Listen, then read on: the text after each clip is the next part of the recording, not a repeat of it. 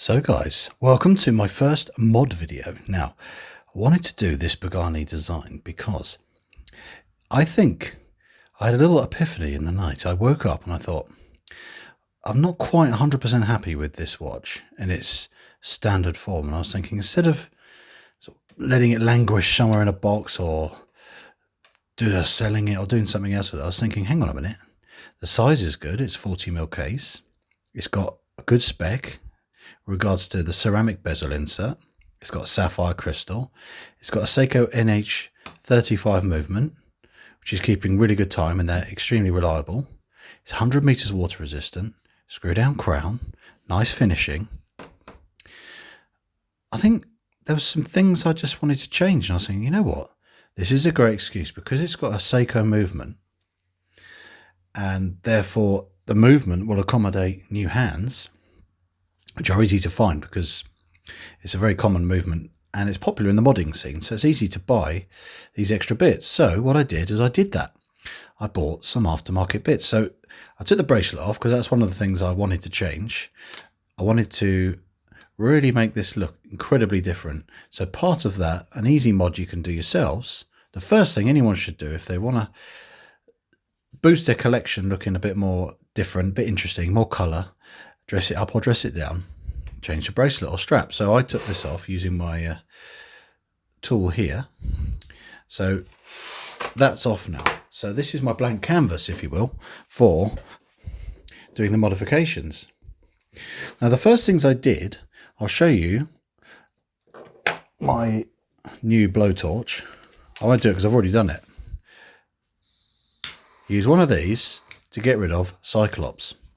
Now, I recommend if you're going to do anything with a cyclops and it's got a bezel with paint in it, like this obviously does, remove the bezel, insert, and re-stick it back down.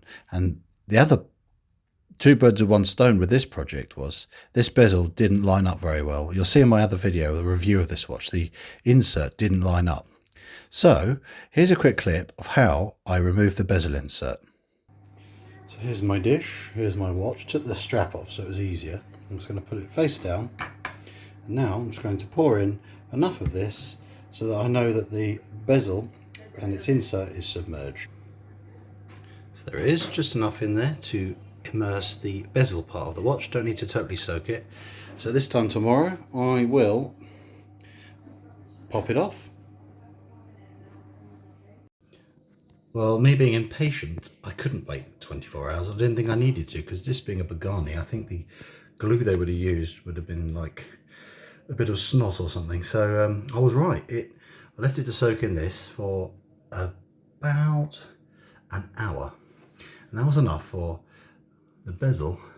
What I did was I used a pip to gently turn it the opposite way, and it just slid and popped straight off. Beautiful. Then I ran it quickly all under the tap, rinsed off, and the glue all came off this really easily. So there's still a bit of stuff in here, so I'm just dabbing my Q-tip / cotton bud, depends which country you're from, into the solution, and then you just be pushing it in there and then give it more of a rinse, clean it all off. Then I'm going to now think about the next thing to do. As you see, it's so easy, and I was lucky enough to have some bezel insert stickers at the right size for another project I did on a Vostok, and I had a new bezel insert for that, and it was the correct size sticker for sticking this back in. That's what I did. Cleaned all the old glue off that had melted from using the nail polish remover, and restuck this back in, zero damage. But while this was out, there was a great opportunity to put the tip of the heat. I'm not going to touch it because obviously I'll burn myself. See the tip of the heat there? The very tip, that's the hottest point. And if you, at an angle that is as upright as possible, so you're not doing it any obscure angle to possibly do the heat any way you shouldn't be doing it, have it, aim the tip straight on, and in a matter of seconds, the cyclops literally jumps off because it's heat activated. It was UV activated when they installed it, and the reverse process for removal is intense heat. Now this is the most low damage way of doing it. This cost me £4 on Amazon, this little lighter, jet lighter. I actually used a blowtorch on one of my other watches, which was a little bit more hilarious. But yeah, that worked. It was fine, no damage. And the cyclops came off. Then any residue on there you can just polish off with some polywatch, which I've got in my container here. It's an excellent product. It's good for cleaning as well. I mean, I should use that. But you can use other products to clean off any residue. But I used this, it was quite cool. It's meant for polishing acrylic glass on watch faces. But I do find it has good cleaning properties as well.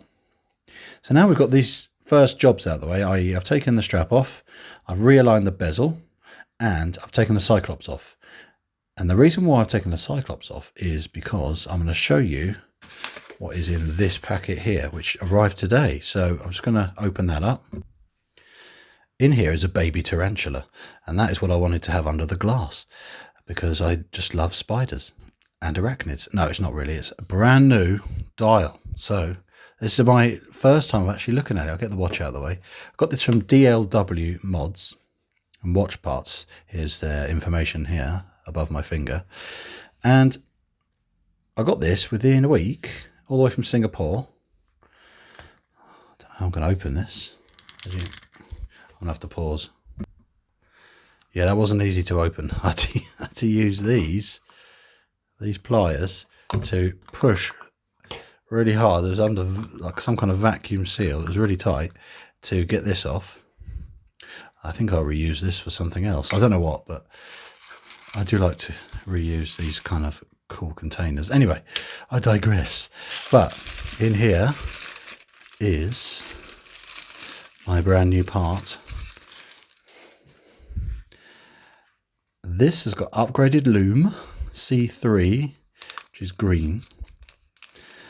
And my new hands, which I'll show you in a minute, are also matching that colour with the same grade of lume. Now, the other flaw with the Pagani is the lume is not very good. So for minimal outlay, you can put new bits on your watch, which have better lume. Check this out. Beautiful. I went for white because I've got a bit of a theme going, and you'll see it when it's all come together at the end. The colour theme I'm going for. But I'm really happy with that. So let's move on to the next stage, which is put this aside. I'll show you the other mod part, which is going to go on here. We've got 3 new hands. In here, we have the new seconds hand. Got these from all of these 3 hands from 1 second closer. Got these within 4 or 5 days. Really well packaged. As you see, they come in these little tubes. And that's the seconds hand. The minute hand. So it's red. The red is going to complement the red that is on the dial. Just that. And you can see where we're going with this. The hour hand is the same design as the minute hand, obviously, but it's shorter. These are called the Final Fantasy hands, and I think that's a really cool name anyway. I think because of the sword shape from the Final Fantasy series, but that's just me guessing. I think I'm right. And again, the C3 green super lume is in that's the white part. And the way they do it, I think they do it with tape. Or they tape it and then load the C3 in very carefully from the front. I'm not sure. It's really clever. Very neatly done. I've had quite a few hands from these guys. And when I get it out of the packet before I put it on the watch, I'll give you a better close-up. But they're lovely, aren't they? They're so legible. It's going to contrast really well against a white dial. Now, the reason why I've done that is, again, legibility. A dive watch should be extremely legible.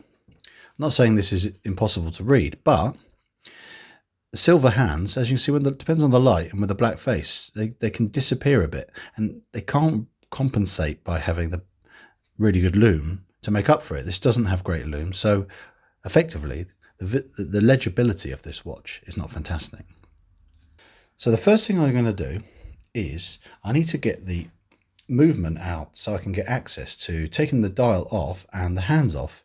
Now the way I'm going to do that is with this tool here. This is a case back removal tool. It's adjustable.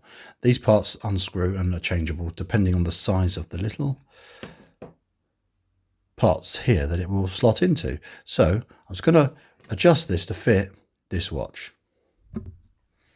So now I've adjusted this to line up with the triangulation points on here. A good tip, so if you do slip when you're trying to undo it from scratching anything on the back of the watch, is to place, see I've done this loads of times, place just a little baggie on there, and then when you undo the back, so when you've undone the back, it's quite tight at first, but I've cheated by doing it off screen because it's really difficult to get the purchase on it and hold under the camera, but it was really easy. And as long as you've got the right tools and you're careful and you know these little tricks, you're not going to cause any damage. So now I can, by hand, finish unscrewing this. Another trick is to do it like this. Just makes it a little bit easier. Then, away it comes. Keep it face down so you don't get any fluff or dust under it. And there we are. The next part of the project is to take the movement ring out. Now I like to use these types of tweezers. These are carbon tweezers. They cost me about £5. They're made by Bergeon and they are good because they don't cause any scratching or anything like that. And they are not going to ever get metallicized or magnetized. I don't know. Yeah, they're not going to cause you problems with your watch. So I've taken the gasket out. I can re-lubricate that before I put it back in, but I'll show you that before I do it. Now, I've taken that gasket out so it doesn't get in the way when I'm trying to do these other bits. And then you can remove the movement holder. It's often, this is where you can use another type of tool because there's risk of snapping that because they're often really well clicked in there. So I've got a little mini, just a flathead screwdriver here. I can very carefully get in here.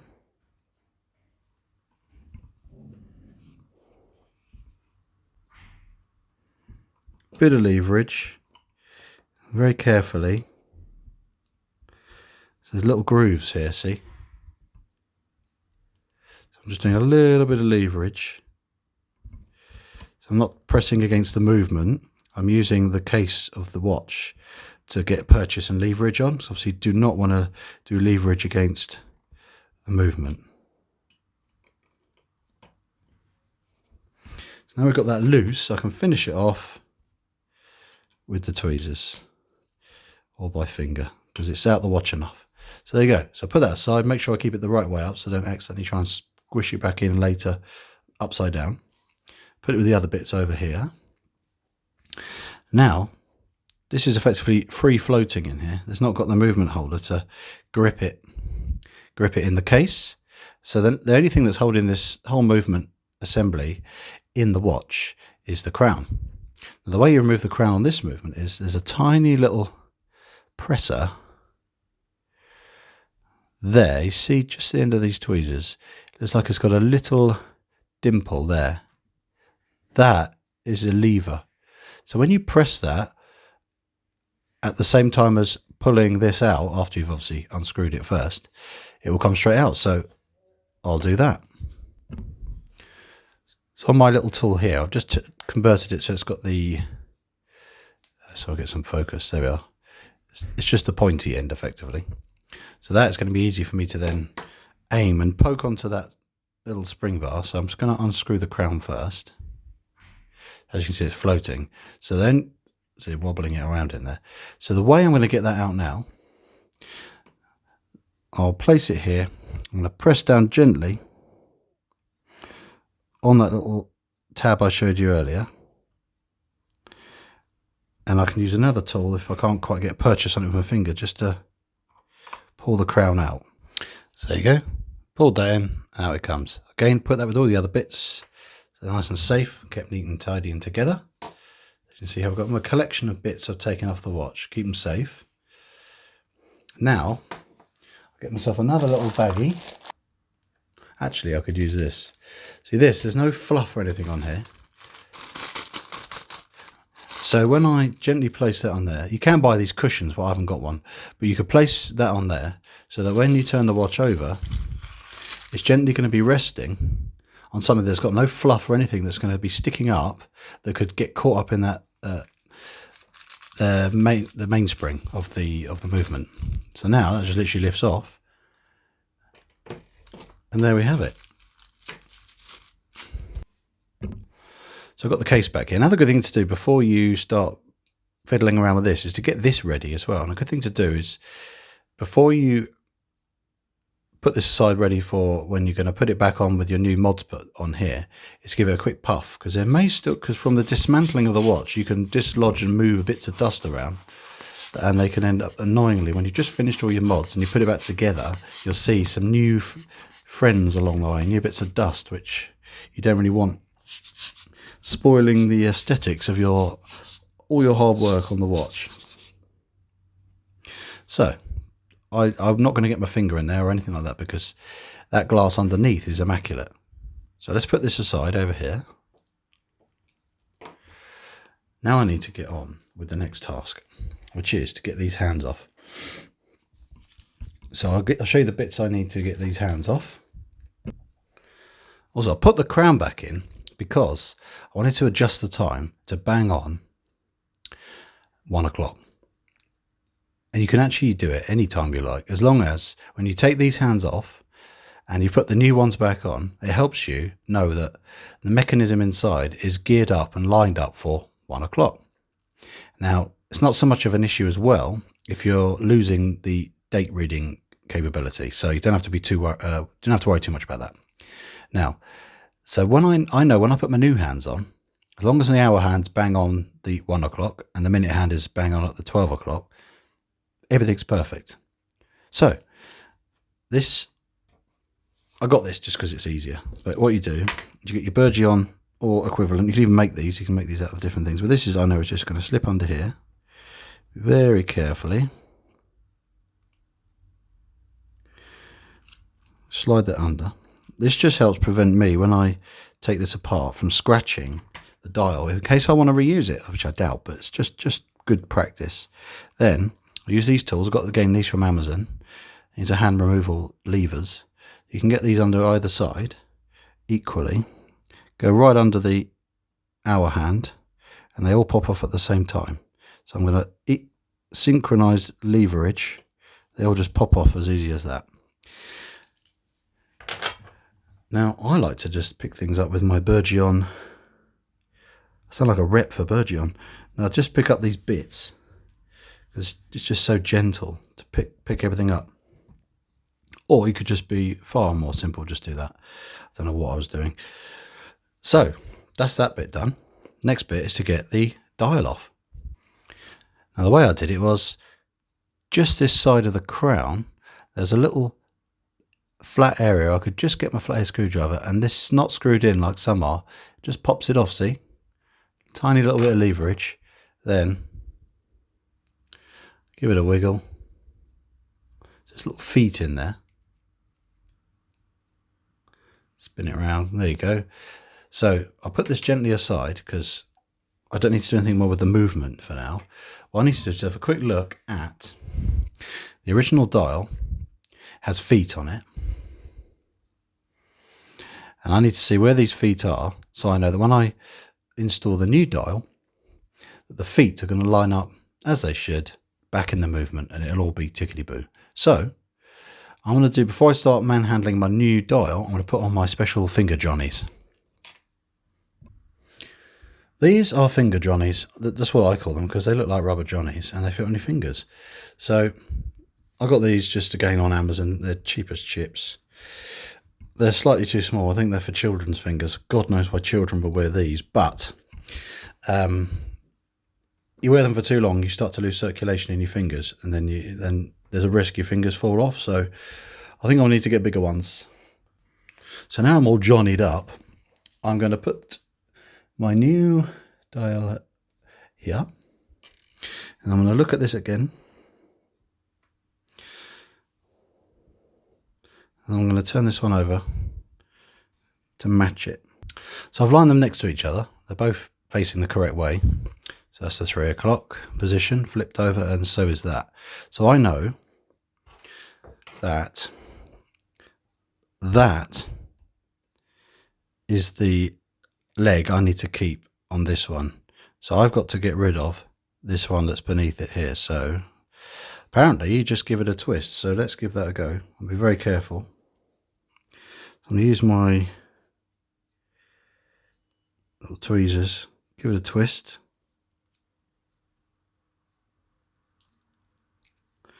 And there you go. So now I know that one's done. So I'll line up for the next one. So I need to keep that one, get rid of that one.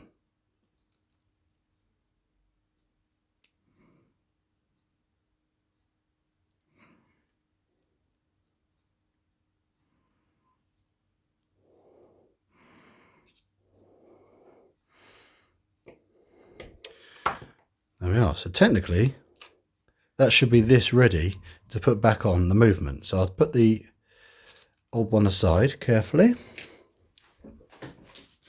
Bring back the movement. Now I know where the 3 o'clock position is because I've got the crown and the stem popped in there. So I know this should, if I line the 3 o'clock position up with where the crown is, this should just drop in nice and neatly. So which it does. So what I'm going to do is make sure the legs are pushed in very gently. See where I'm using the finger johnnies?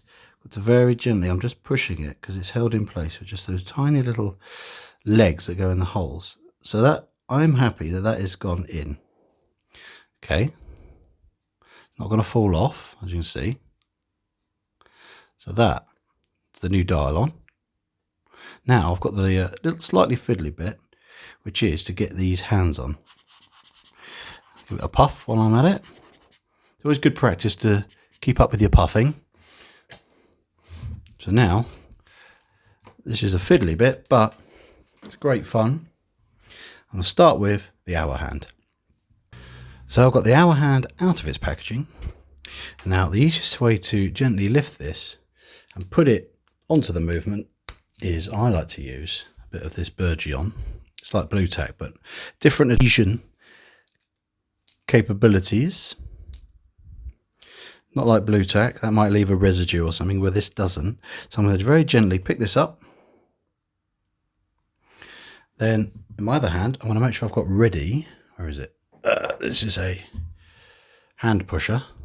There are other types available, but what I'm going to do is very carefully lay this over and aim at the same time for the 1 o'clock position.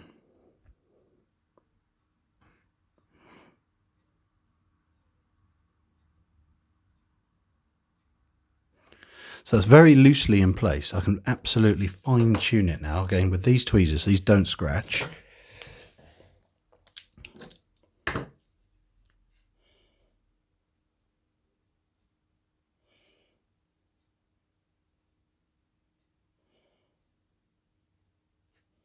So that's very closely to the 1 o'clock.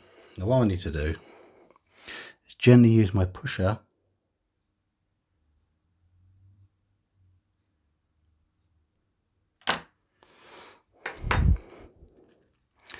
to place it and then double check with the tweezers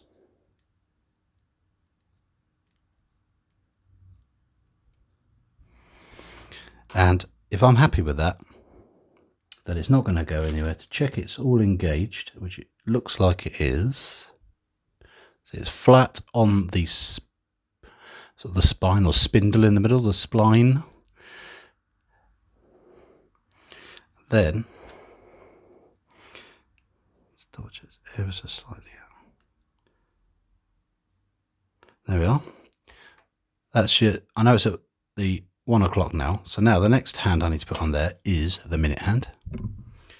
Same again, use my Burgeon stuff here, pick it up, very carefully place it at the 12 o'clock, very carefully push it on there.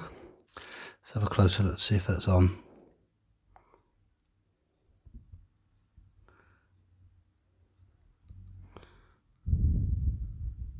That's good. Now I need to test everything still lines up.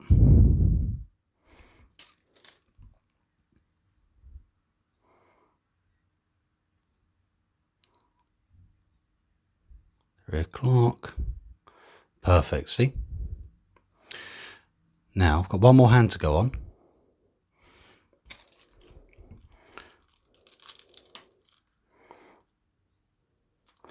And that is obviously the second hand.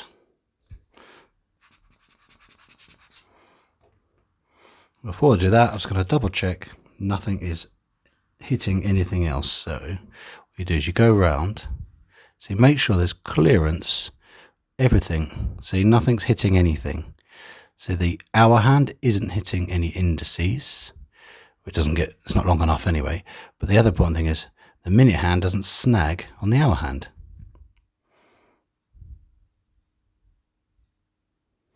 So let's get that last hand on, then we can reassemble the watch.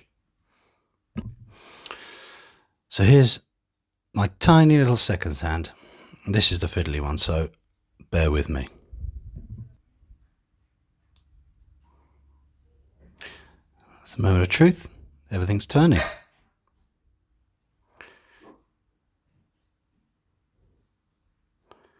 Let's check nothing snags.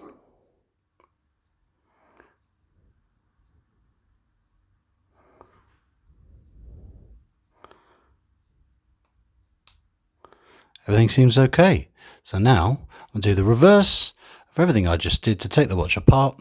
We'll put the watch back together and let's see what it looks like. And here we have it, guys. I'm very pleased how this came out. Now I've gone for the red, white and blue British flag colours. It's my British edition, if you will. And the other mod I did was I brushed the sides, take the shine off them, and there we go. Watch gecko strap. 1 second closer hands, DLW upgraded dial without the date, and realign the bezel, remove the cyclops. What a transformation, eh? I'm so happy with that. I wonder what you guys think. Thanks so much for watching. If you have any questions about anything I've done to this watch, do pop it in the comment section. I'm happy to help. So before I finish this video, I'm just going to show you the lume upgrade. I've not seen this yet, so you'll get my reaction. One sec. Just look at that. That is an upgrade from the standard. I'm so happy with that. The green on the hands is so strong, it's actually reflecting off the dial. That looks awesome. What a result. So a few close-ups before we finish. As you see, it's good to use the puffer as you go, because you see there's no fluff or dust or anything under the dial. It's a lovely finish. Everything lines up perfectly as it should. You see, everything lines up really well. None of the hands snag each other. The hand's still ticking nice and smoothly. That, I would say, is a bit of a result. Now, if you've enjoyed this video, don't forget to give it a thumbs up, give it a like, and if you haven't subscribed already, please do. Thanks for watching, and bye for now.